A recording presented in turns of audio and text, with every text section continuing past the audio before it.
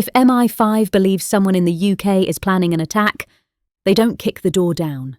They don't go public. They don't make an announcement. They watch. They map the network. They assess intent. They measure capability. And by the time an arrest happens, the case has usually been building for weeks, sometimes months. Most people only see the headline. They never see the process behind it.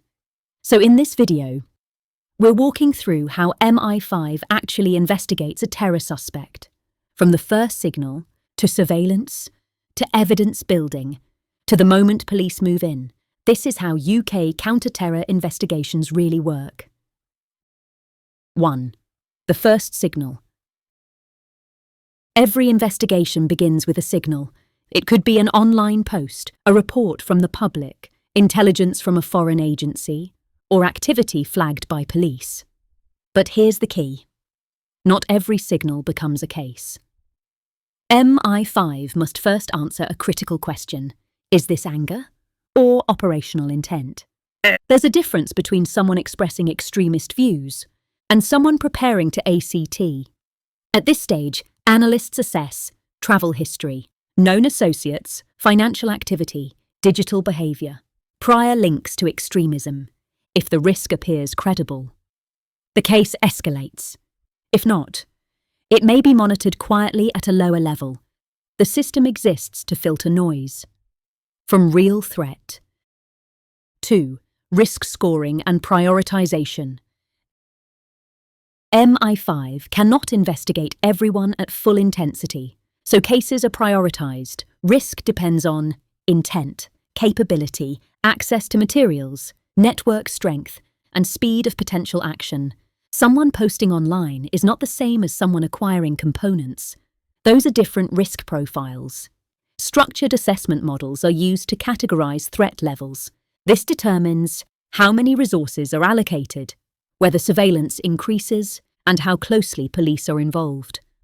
Only a small percentage of leads become full active investigations because resources focus on the highest risk individuals.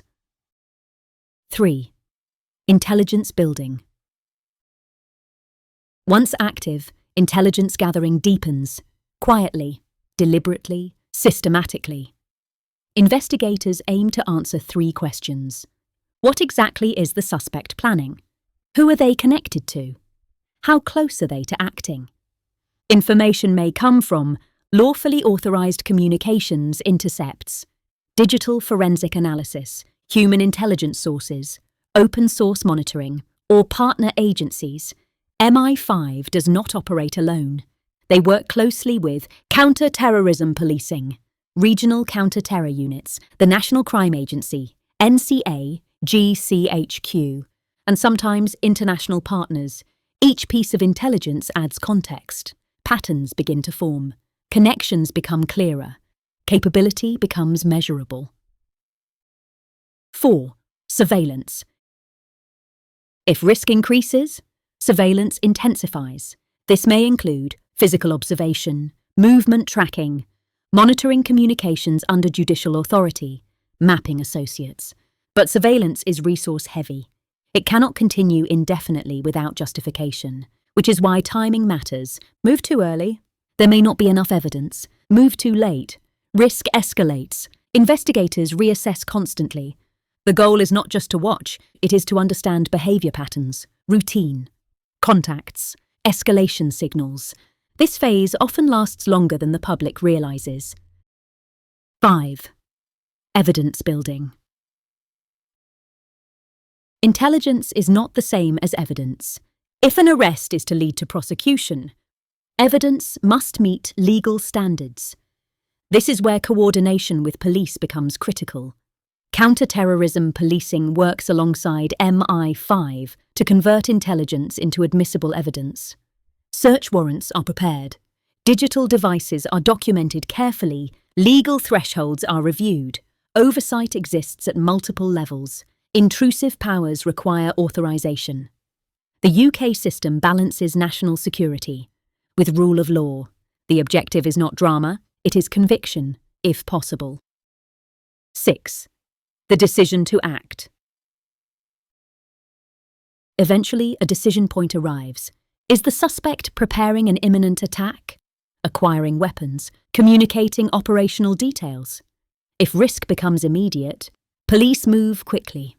Arrests are usually conducted by specialist armed counter-terror units, often at multiple locations simultaneously.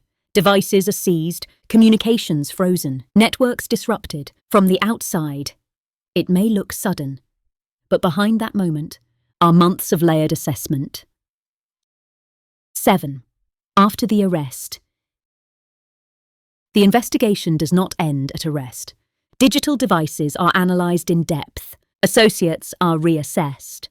Financial activity reviewed. The Crown Prosecution Service, CPS, evaluates charges. Some suspects are prosecuted under terrorism legislation. Others may face alternative offences, and in some cases, disruption occurs without conviction. Counter-terror work is ongoing risk management, not a single event. Conclusion.